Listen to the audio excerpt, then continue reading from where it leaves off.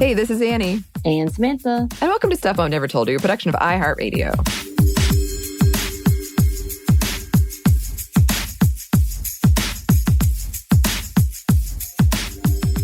Samantha, do you get into the Olympics? It's according to what's happening. I get into the hype after I hear something good, but the initial performance really makes me nervous and anxious. Mm-hmm. Again, I don't like it. I used to watch a lot more of the winter sports, so ice skating and such was kind of my thing. Yeah. I know with the gymnastics and Simone Biles, I might be a little more interested in seeing what's happening there. But yeah, not so much. Yeah. What about you? I'm kind of the same where I get it's like a level of empathy where I'm worried about people that they're gonna fall or whatever it is. And I mean, they're professionals and usually it's fine and they don't really need my concern.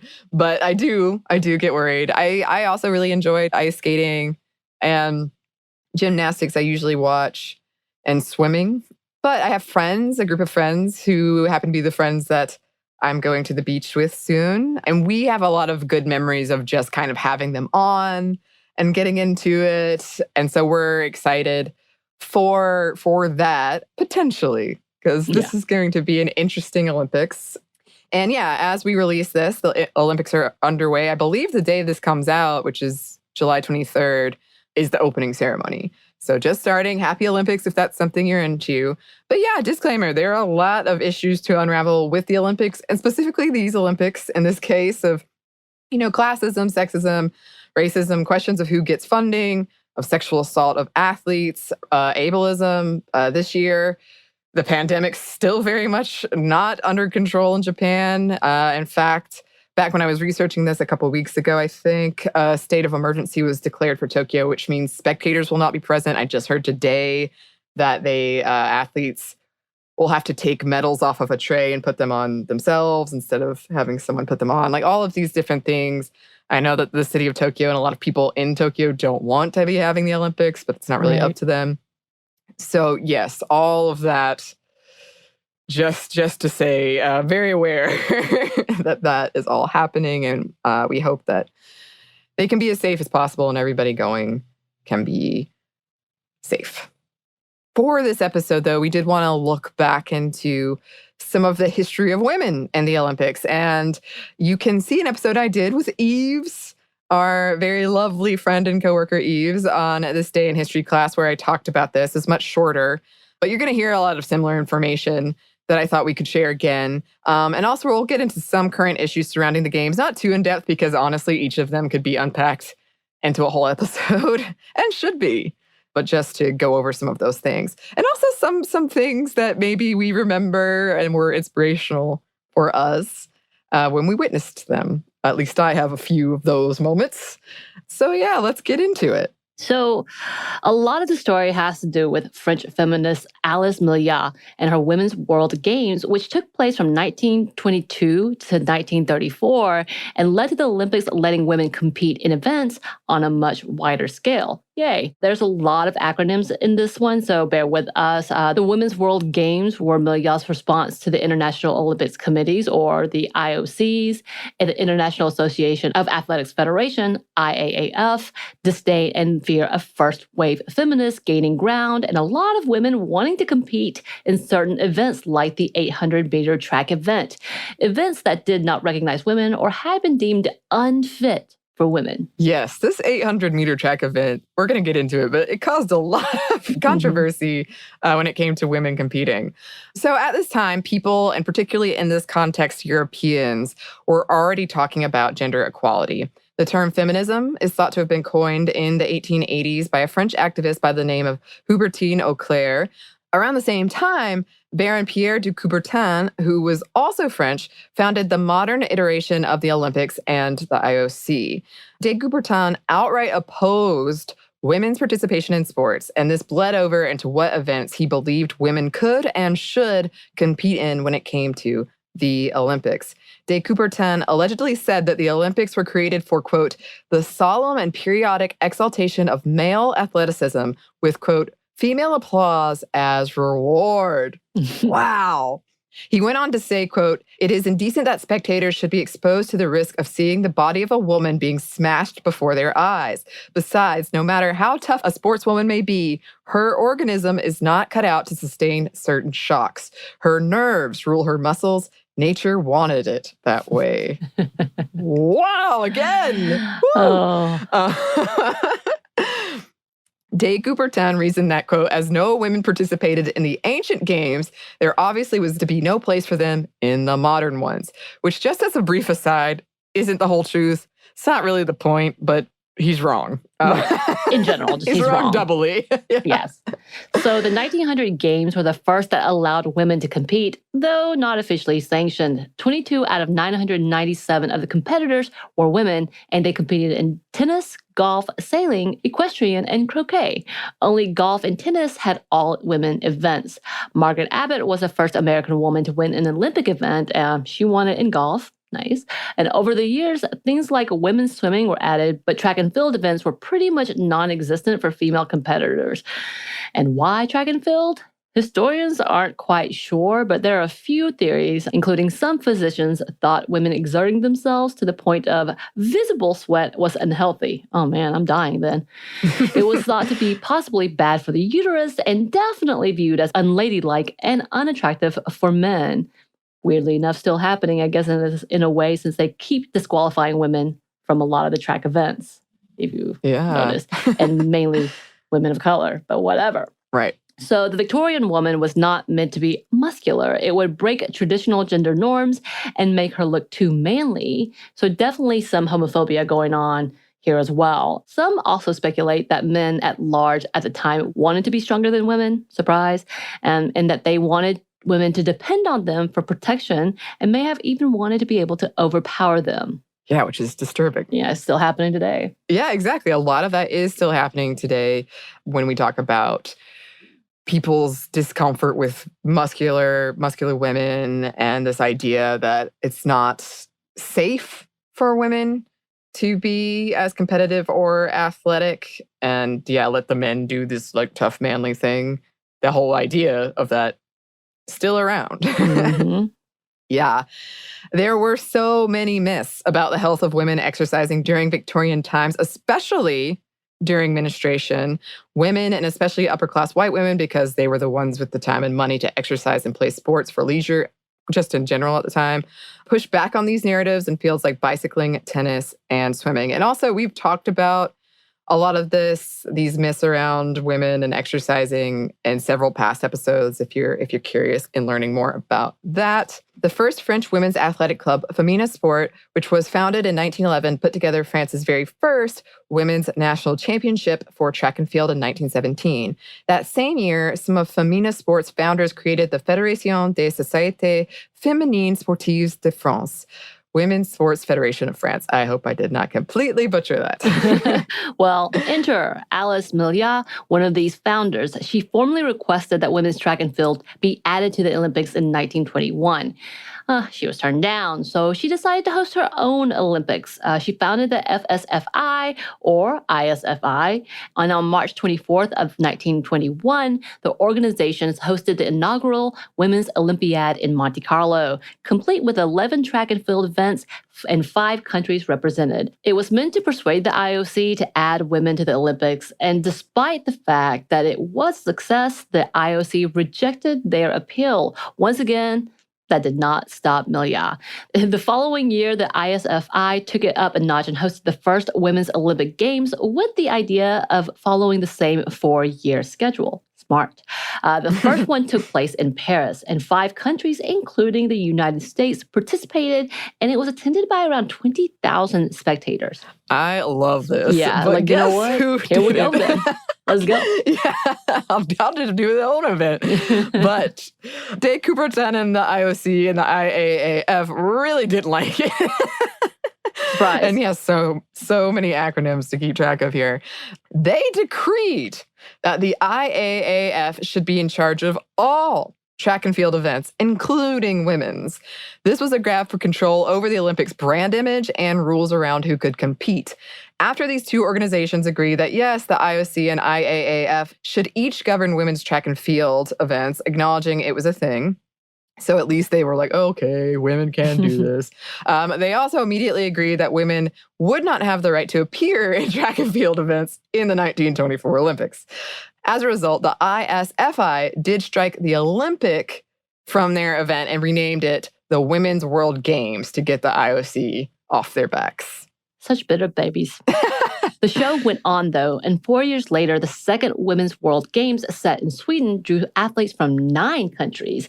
The IOC was furious and wanted to shut it all down. They attempted to compromise and added 5 women's track and field events in the 1928 Olympic Games, compared to the 22 events men would compete in. Milja wasn't satisfied, although some others in the ISFI were. The British women's team was on Milja's side and boycotted the 1928 Games. Yes, and even though it was historic, a lot of the press at the time did not report on it in a positive light. Surprise. Oh, yeah. Take this quote from the New York Times. The final of the women's 800-meter run, in which Frau Lena Radke of Germany set a world's record, plainly demonstrated that even this distance makes too great a call on feminine strength.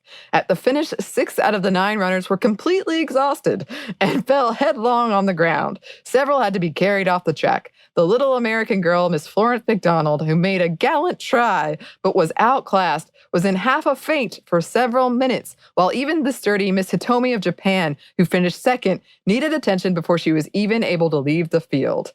Okay, so there's a lot of very gendered, misogynistic language in that. Little Miss.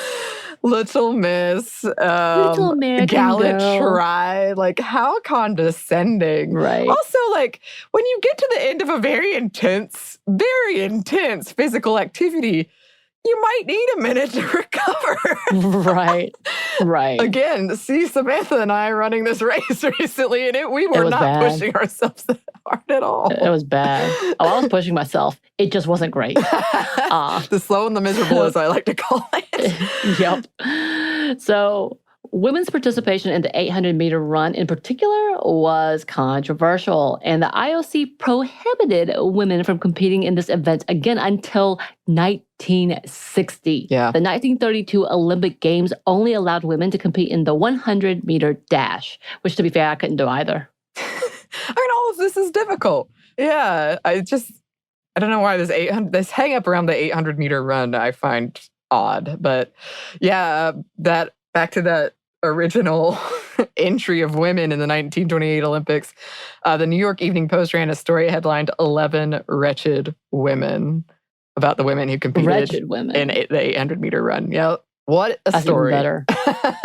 That's even better. I would hold on to Wretched to be like, damn straight. It's kind of, yep. I feel like that's what we do now when they try to call us anything. We're like, you know what? Okay. Call me that. I want to keep winning. We do have some more history for you, but first we have a quick break for a word from our sponsor.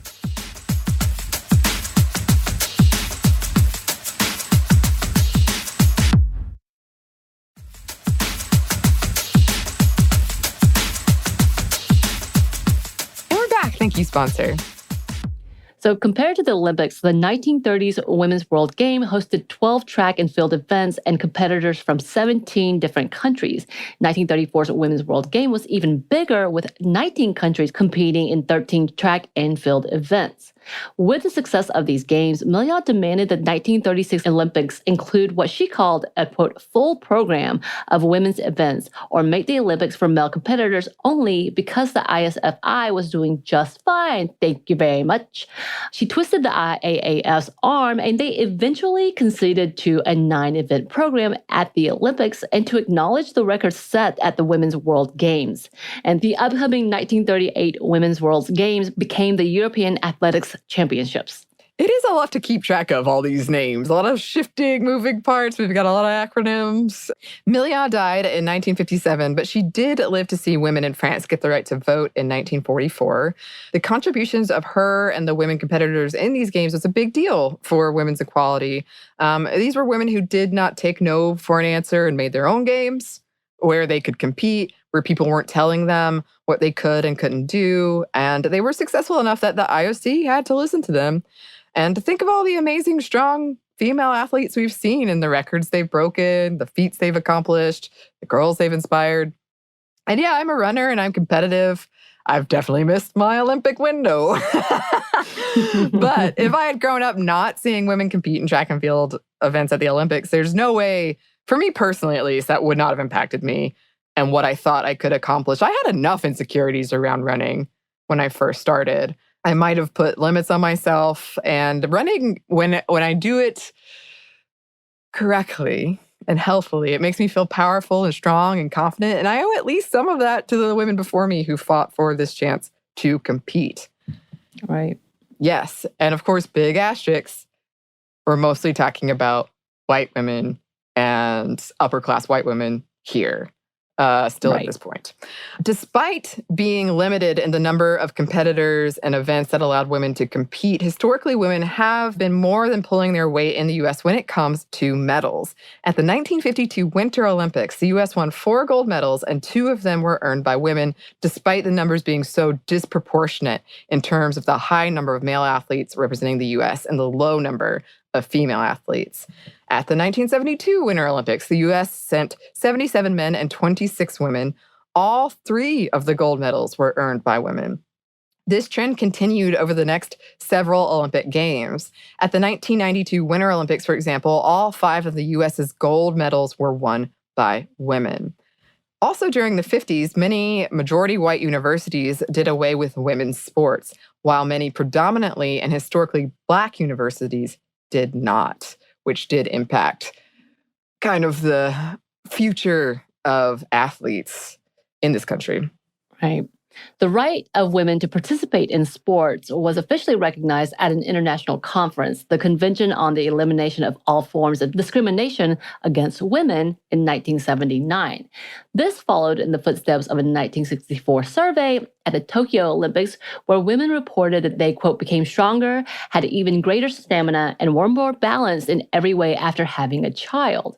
The passage of Title IX in 1972 opened doors for women and girls looking for athletic opportunities in the U.S., which furthered this whole push and conversation, and it was something that had an international influence. The International Working Group on Women in Sport was formed in 1994 at their inaugural World Conference. It also gave way to the Brighton Declaration, an international treaty looking to provide an equal playing field in the world of sport and physical activity.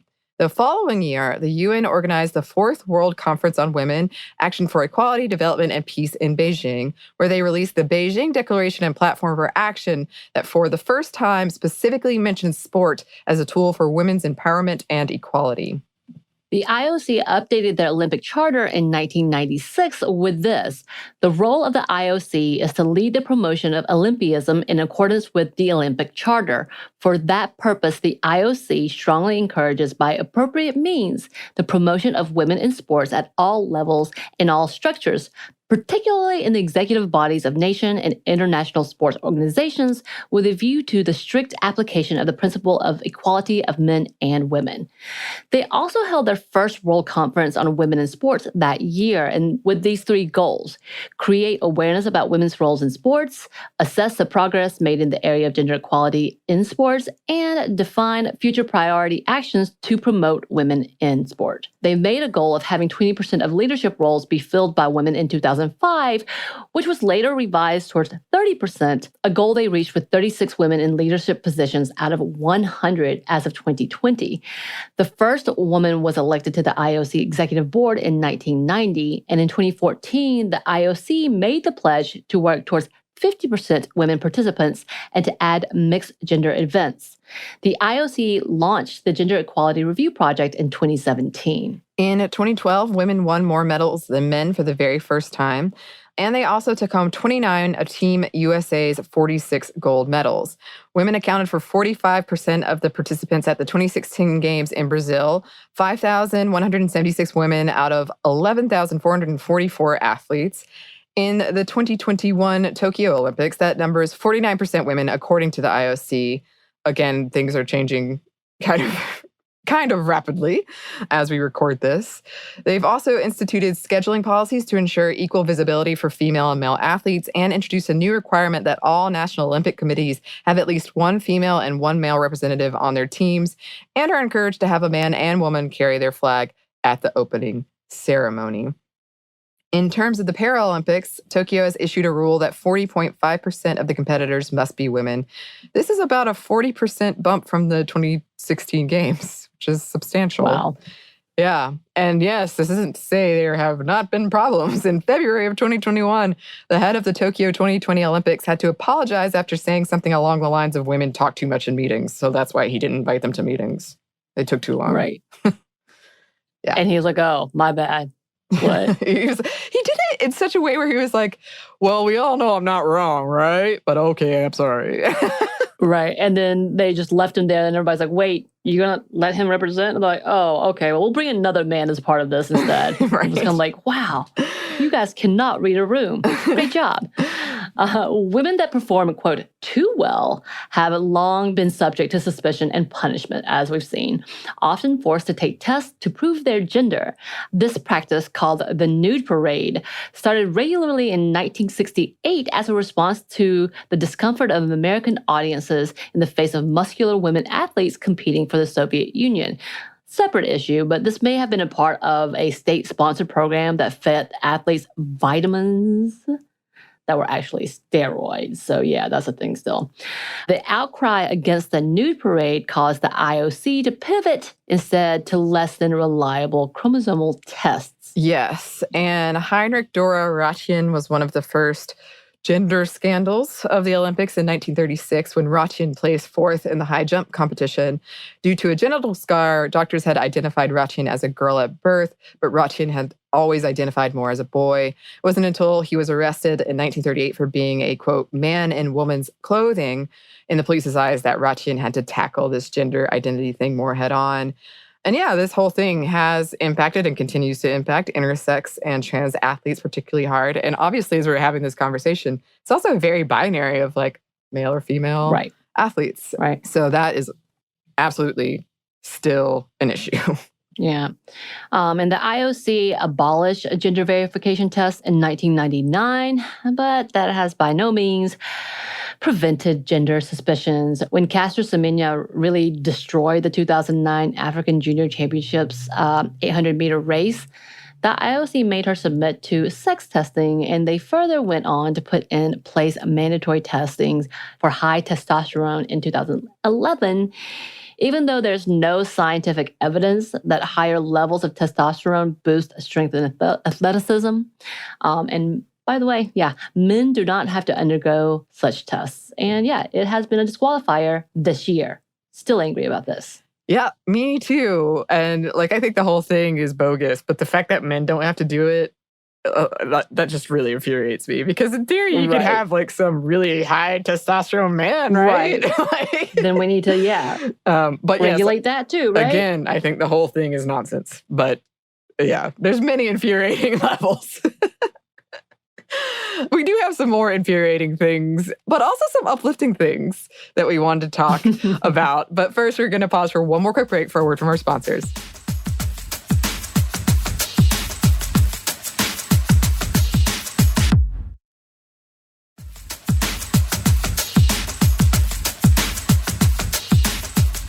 And we're back. Thank you, sponsors. So there are so many names and so many firsts we could go through, and perhaps one day we will when it comes to the Olympics. And a lot of the things we talked about, we could dig into more. But in the meantime, here are some things in recent history and some things that are happening right now that we wanted to highlight. And I guess disclaimer, I personally have not looked too in depth into all of these athletes' lives and what they have said. So I guess what I'm saying is the equivalent of like a retweet is not an endorsement. If that makes sense. Just because we're talking about them doesn't mean we're endorsing them. Well, I just don't necessarily know, like maybe after I saw this thing that I thought was really cool, something else went down. But people can be disappointing. They absolutely can be. They absolutely can be. But okay, that being said, I did want to start with the Magnificent Seven, because these Olympics, the 1996 Olympics, were held in Atlanta. And I did get to go, not to this. I went to a rowing event. And I thought it was so cool that I could hear all these different languages around me. That's what I really remember. Right. I like it. But yes, the 1996 women's gymnastic team became the first American team to win a gold medal in the women's gymnastics team all-around competition, beating out Russia. And I remember this. I remember all the excitement around it. And yeah, when Carrie Strug stuck that landing with an injured ankle, I just, woo. Yeah, it made her an icon for sure. Oh, it definitely did. So that's one thing that I remember. Because I got into gymnastics after that, I think. Oh, yeah? I was like, oh, I want to do this. And I had a lot of fun with gymnastics, but I was never very good at it because the balancing thing that we spoke about. Right. I was always a chunky kid, so I think I was a little too bottom heavy. That's what I assumed. I think we both are selling ourselves too short. Not that we're Olympians, but I was decent enough that I got asked to compete, but I was so insecure, I turned the opportunity down. Not in the Olympics, but at a competition. Right, in a competition. Yes. So also in 1996, the women's soccer team. It was a very inspiring year for women athletes, I guess. The team won 2-1 against China. Women's soccer had just officially been added to the lineup of Olympic events. And at the time, it drew the largest crowd ever to attend a women's sporting event. I also remember this, and my roommate in college had a Mia Hamm poster on her wall, and she was so into, which I'm actually thankful for, because she would get me to watch the games. She would know all the statistics, and she played soccer, and I kind of played soccer because she did. So again, yeah, another kind of inspirational. I'm not sure I would have done that if that had not happened. Yeah, I didn't have soccer in our county, my city, but I loved it. And I knew who Mia Hamm was. She was an icon in that way too, because you're like, wow, she is really, of course, they got paid nothing and still do. So that's a whole different conversation. But to actually have a name out there for a very male-dominated sport, international sport, was phenomenal. And we've talked before about how, despite the fact, once again, the U.S. women's soccer team is consistently better, they get paid a lot less and aren't provided with the same opportunities, whether it comes to marketing or even the training facilities and equipment or any of the such. And CNN just released a documentary on HBO Max called LFG, all about the whole thing and the fight for equal pay. And just FYI, the men's team didn't qualify for the 2021 Summer Olympics. Not that we're gloating about that, because we want everybody to make it, but I feel like this is one more argument as to, yes, the U.S. women's soccer team should be paid more and equal. At least equal. I know. It's one of those things where I've read the, in heavy quotes, reasoning from officials as to why, but they're ridiculous, one. But when you just the U.S. women's soccer team is amazing. And they've done all this despite these obstacles. And it's why are we even having to fight for this? It should be yes, the proof is here. Right. Also, as we discussed in a recent or upcoming classic, I can't recall, surfing will be at the Tokyo Olympics for the first time, and women will be competing in that, which is exciting. I think the number is 7, so it's not a lot. Right. But that's interesting. And as we said in that classic, there are a lot of issues there with whitewashing and stuff like that. But I'm intrigued to see where it will go. And I also kind of I guess it's similar to snowboarding. I don't mean to offend anybody who's pro with these things. I'm not good at determining how you'll score that. Well, there's already surfing competitions in general, but style and waves and all of that. I know those are big things. Difficulty levels and how long you stay up. All of those. Yes. But of course, we can't talk about the Olympics without talking about a legend, Simone Biles. And despite, again, the ridiculous scoring system and how messed up it is, Simone Biles continues to inspire and dominate. And no matter how hard they try to pull her back, she just keeps saying, you know what, it's fine. They just can't keep up with me. And that is a queen act. She has a move named after her, maybe 2. She's awesome. It's amazing. I love that future athletes will be one day I'm going to learn to do the Simone Biles. That's beautiful. Right. And yes, as you kind of alluded to, Samantha, there has been an outcry over a recent spate of Olympic officials policing Black athletes, and particularly Black women athletes. It's really unfortunate. We continue to see these stories in 2021.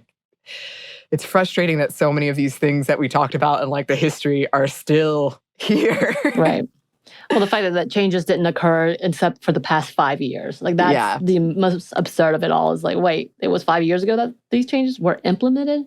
Can't believe it. And then, of course, we also talked about New Zealand's Laurel Hubbard becoming the first trans athlete to compete in the Olympics. Excited to see that. Of course, we've still been seeing some disappointing transphobia, constant disappointments, even from other Olympic athletes, which is not surprising and still disappointing. Yes. So those are some ups and downs, some highs and lows. That's a real roller coaster here. It was. It's kind of like the Olympics is and has been. It's true. Especially when it comes to women trying to compete in all these intersections of like racist and ableist and transphobic and homophobic things, and trying to make spaces for everyone to compete. Right. But yes, that is what we have to say about the Olympics for now. If you would like to contact us, listeners, you can. Our email is stephanieandmomstuff@iheartmedia.com. You can find us on Twitter at momstuffpodcast or on Instagram at Stuff I've Never Told You. Thanks as always to our super producer, Christina. Thank you. And thanks to you for listening. Stuff I've Never Told You is a production of iHeartRadio. For more podcasts from iHeartRadio, visit the iHeartRadio app, Apple Podcasts, or wherever you listen to your favorite shows.